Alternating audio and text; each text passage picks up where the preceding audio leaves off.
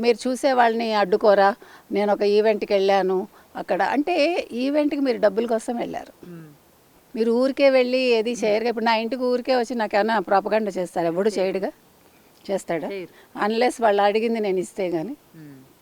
So వెళ్ళినప్పుడు అక్కడ మీరు అందరినీ రమ్మని అడుగుతున్నారు, అడగకండి. అప్పుడు మీరు వెళ్ళి కామ్గా వెళ్ళి చేసుకురండి. మీరు ఒక రోడ్డు బ్లాక్ చేశారు. నేను నా సొంత ఊరు వెళ్ళినప్పుడు ఆవిడ రోడ్డు బ్లాక్ చేసింది. చేస్తే నాకు ఉన్నది కొద్ది సమయం, నేను నా ఇంటికి వెళ్ళలేకపోయా. మరి దానికి ఆవిడ సమాధానం చెప్పమనండి. What right she has got? నువ్వు సెలబ్రిటీ అయితే నువ్వు ఒక పని మీద వెళ్ళావు, డబ్బులు తీసుకున్నావు, వెళ్ళావు, అంతవరకే. అప్పుడు నువ్వు పబ్లిక్ని ఇబ్బంది పెట్టే హక్కు నీకు ఎక్కడ ఉంది? మరి దానికి మీరు ఏం చెప్తారు సమాధానం? కాబట్టి మీరు ఒక ఈవెంట్కి వెళ్ళినప్పుడు ఈవెంట్ వాళ్ళది బాధ్యత, మీది బాధ్యత అని మీరు చూసుకోండి. కాదు నన్ను వాడు చూశాడు వీడు చూశాడంటే ఎవరిని రమ్మని చెప్పకండి. మీరు సినిమాల్లో యాక్ట్ చేయకండి, మీరు షోస్కి వెళ్ళకండి. మీకు నచ్చినట్టు మీ బతుకు మీరు బతకండి.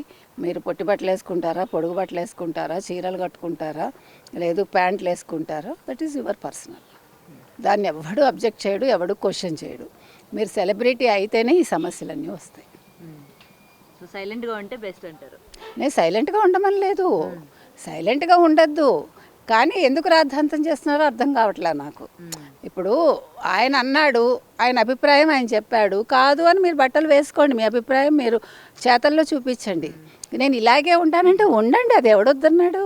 మీ ఆయన భర్తలకి అంటే మా ఇంట్లో ఉన్న భర్తకి, నా ఫ్యామిలీ మెంబర్స్కి, నా అత్తమామకి ఎవరికీ అబ్జెక్ట్ లేదు కదా, మీకెందుకు వస్తుంది? ఎందుకు వస్తుందంటే your a celebrity, that's what I'm saying. మీకు పదే పదే నేను చెప్తున్నది, అనసూయ అనే ఆవిడ అనసూయ భరద్వాజ్గా గతంలో లాగా ఉంటే ఎవ్వడూ మాట్లాడు. కానీ మీరు అలా కాకుండా మీరు ఒక సెలబ్రిటీ, నేను కూడా ఒక హీరోయిన్ అన్నారు కాబట్టి అప్పుడు ప్రజలకి హక్కు వస్తుంది. అర్థమైందా? సో అది యూ హ్యావ్ టు చూజ్. ఆ రేఖ చెరిపేసుకుంటారా, రేఖ కటుంటారా, ఇటుంటారా అనేది అనసూయ లాంటి వాళ్ళు, చిన్మయి లాంటి వాళ్ళు ఆలోచించుకో.